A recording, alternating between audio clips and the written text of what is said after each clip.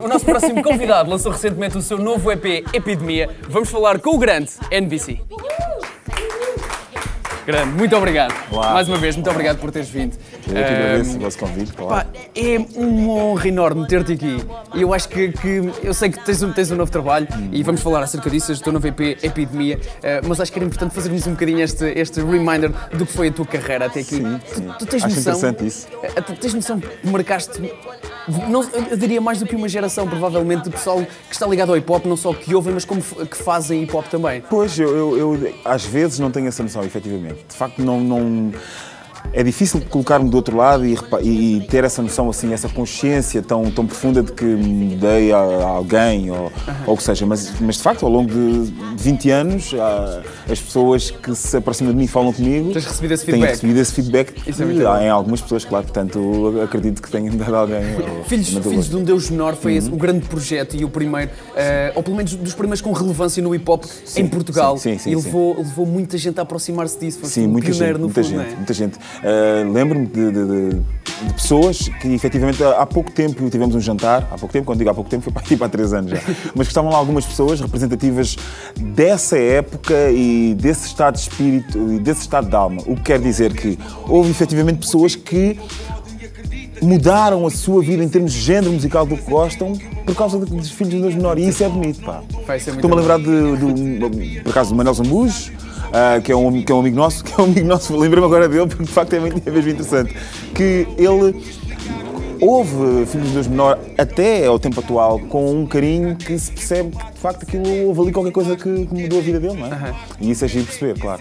Deve ser, eu não sei como é que se lida com uma pressão dessas, sentes alguma pressão por isso? Não sinto pressão nenhuma. Não. Isto porquê? Porque em Portugal não dá para sentir essa pressão, estás a ver? Se tivesses 50 mil editoras atrás de ti a criarem essa pressão, possivelmente isso podia acontecer comigo. E se calhar eu também não seria esta pessoa que está a falar contigo agora com esta tranquilidade e sem nenhum género de pressão de ninguém e sem uma coisa principal que é não perder efetivamente o rumo daquilo que eu pretendo, estás a ver? Isso não revela só, revela sim que, que estamos em Portugal e que não temos esse mercado das editoras gigantes, mas também revela que és uma pessoa muito humilde e parabéns por isso. Pá, sabes que essa coisa da humildade eu considero que sim, mas muitas pessoas pensam que eu não sou e ainda hoje estive a falar sobre esse assunto que é, muitas vezes se tu...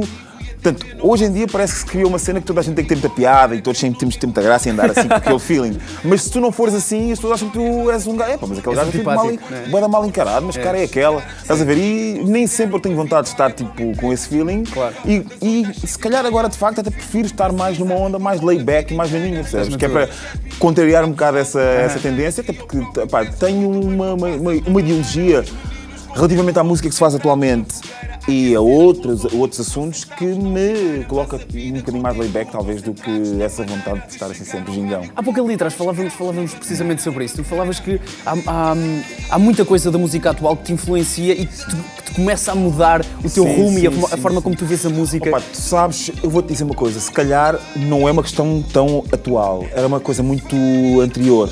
O que acontece é que, vou-te explicar, é uma coisa muito marcante, que é o género hip-hop em si traz uma carga profunda em que tu, se fizesses alguma coisa que fosse muito fora desse género, tinhas uma certa conotação, as pessoas colocavam-te de lado, percebes?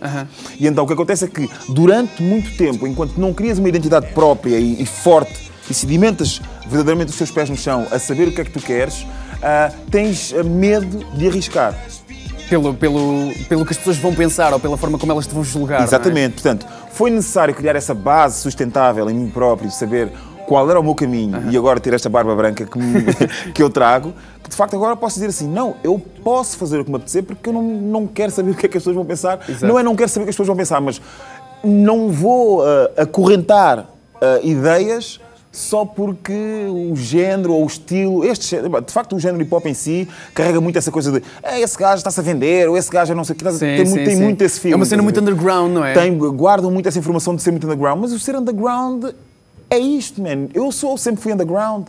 Eu nunca fiz nada que não quisesse fazer, percebes? Exato. E isso é ser underground, não há mais do que isso. Estás a ver? E é uma grande rebeldia. Claro! Tu poderes fazer exatamente o que tu queres fazer numa carreira de 20 anos, ou numa carreira de 10 anos, ou de 5 anos, ou o que seja. E de alguém te dizer assim, porquê é que não fazes mais isto? E dizeres não, Estás a ver? Que Exato. mais rebelde é que pode ser que isto, não é? Isso é verdade, isso está comprovado Claro. porque nestes teus quase 20 anos de carreira tens três discos em nome próprio. Tens o Afrodisíaco em 2003, Maturidade em 2008, Exatamente. lanças agora este novo EP Exatamente. em 2013. Exatamente, Não tens exatamente. pressão nenhuma para editar. Não tenho pressão nenhuma, mas lá está. Às vezes gostava de ter um bocadinho mais pressão, porque muitas vezes há vontades, sentimentos que são referentes a uma determinada fase da tua vida e que eu gostava de o colocar em papel ou em vídeo ou o que fosse, não é? E depois De forma mais imediata, não é? de forma mais imediata. Logo naquela altura. Naquele momento, naquela altura. Porque, de facto, as coisas passam e eu tenho o meu caderno de rimas que olho para letras que fiz há um tempo e digo assim, epá, isto na altura tinha boa importância para mim. E achas que já não bate agora? Não bate, não faz sentido. Era a mesma coisa como, por exemplo, o Bem-vindo ao Passado não ter saído. Imagina que o Bem-vindo ao Passado não tinha saído. Que é um marco na minha vida e na vida de muitas pessoas que ouviram e que gostam, não é? Claro. Portanto, que é uma música importante. Imagina que o Bem-vindo ao Passado não sai e saía agora. Epá, não era... Para mim não era a mesma coisa, porque aquelas histórias foram vividas naquela fase específica da minha vida, tudo aquilo que lá está é verdadeiro, é sentido naquela altura e vivi naquela altura. Portanto, hoje não teria a mesma força. Se calhar hoje não o sentirias, como isso já é do passado, não o sentirias da mesma maneira, não o expressavas da mesma maneira também. Olha, exatamente isso, era mesmo isso. Algumas palavras não iria usá-las, estás a ver? E muitas vezes isso corta o feeling da tua intenção. Exato. A tua intenção lá está, quando fazes naquele momento com aquela raiva, digamos assim, não é? Esse género de raiva que acontece num determinado tipo de momento é a raiva necessária para dizer as coisas daquela forma. E isso é muito importante. Essa é a cena de...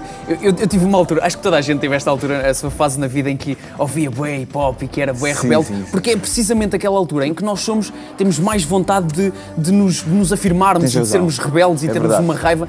E aquelas as palavras têm uma força, marcam-nos de uma maneira porque fazem-nos sentir aquela força. E têm que ser ditas daquela maneira.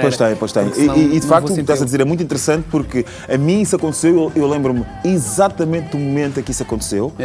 Com esta precisão, como estamos agora aqui a falar, que foi no dia em que liguei a televisão, e na altura só tínhamos 2 canais, e foi no canal 2, em que liguei, estava a dar um programa que era apresentado pelo Álvaro Costa. Sim, da Antena 3. Exatamente. Que está a dar um vídeo dos Public Enemy que se chama Fight the Power, assim. E tu percebes que, uou, o que é isto?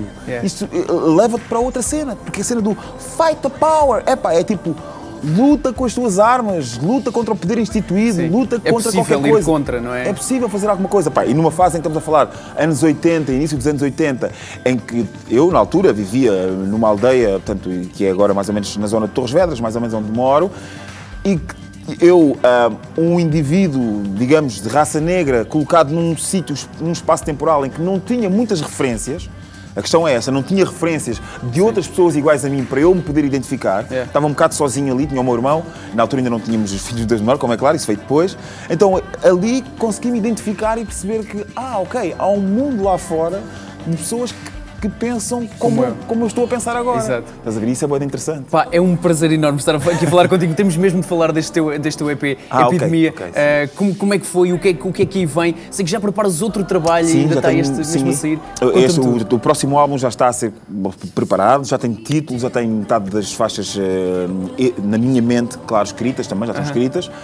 Para o Epidemia, lá está, foi essa necessidade de, para este momento, mostrar as minhas cartas, estás a ver? Eu tinha um naipe de cartas que queria mostrar agora, não podia guardar mais tempo, senão iriam fazer um Royal Flush sobre mim. Estás a ver? E já tens um novo baralho pronto já tenho um novo baralho pronto aqui, não está nas mangas porque é tudo real, estás a ver? Aqui não é fake, é uma cena que eu pretendo fazer no futuro, mas o Epidemia era necessário lançá-lo agora, da forma como ele está, com esta capa, com esta... Porque... Como nós sabemos que nesta fase vivemos uma fase em que as pessoas ligam muito à cena da imagem, as imagens têm que ser fortes e quando queres passar uma informação para que alguém pare 2 segundos ou que olhe novamente, tens que ter uma cena diferente.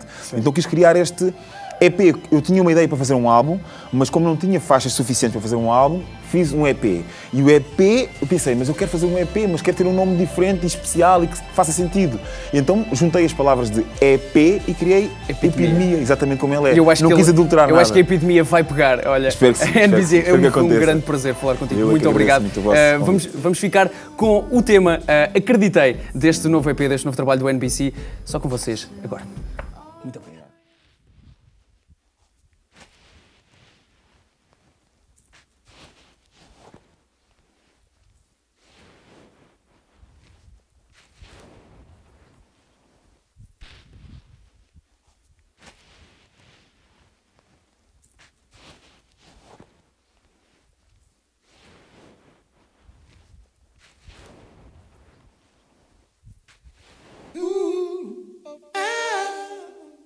natural black collar.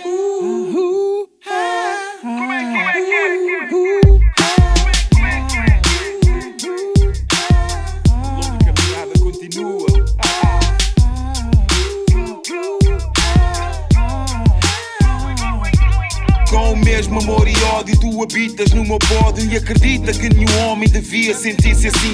Mas aquilo que me move quando tinha 19 não mudou nem por um dia, é uma terapia nova. São massagens nos ouvidos divididos em dois mundos, ofendido porque os mundos não podem ouvir assim. É o mesmo que explicar a um indivíduo que não vê o melhor significado de um azul em degradê, em formato de CD. Informaste-me um QB, transformaste um PD, ensinaste-me a perder. Dou a vida, toda a vida, eu não queria rouquidão. Para quem cria toda a vida e não cria ilusão, viajando um tapete que não tira os pés no chão. Não arrisco num falsete se não tiver a noção.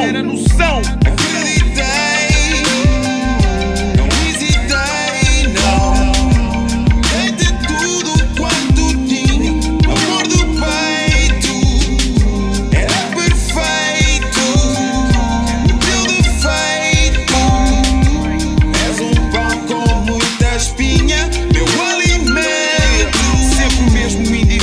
Comprasse ações de rap, eu estaria na falência, mas eu cá não me endivido. O meu estilo agora é outro, eu sou indivíduos, porque eu sou alternativo e a TV não passa rap. É uma luta muito inglória para quem não tem memória, e os compêndios não escreveram a verdade de uma história. Mas aqueles mandamentos que eu guardei, o corpo chora, e chegar até aqui considero uma vitória. Com um emprego que me priva das 8 às 6:30 e um filho que precisa do amor a vida inteira. Tenho apenas 10 minutos para apostar numa carreira que eu próprio prezo muito, mas não passa esta barreira. E os meninos continuam sentados na fogueira a aquecer as mãos ao lume com centavos na algibeira. Mas a vida continua, concentrados na maneira de chegar ao rádio clube com os cravos na bandeira. Acreditei.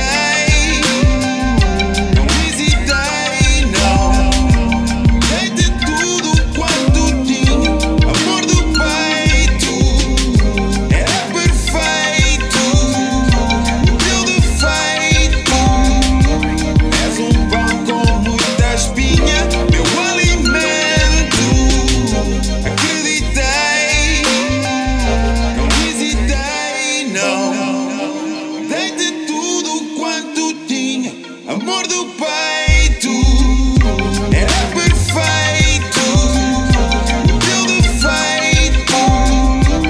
És um pão com muita espinha, meu alimento. Acreditei, não hesitei, não. Dei-te tudo quanto tinha, amor do peito. Era perfeito, o teu defeito. És um pão com muita espinha, meu alimento. Acredito.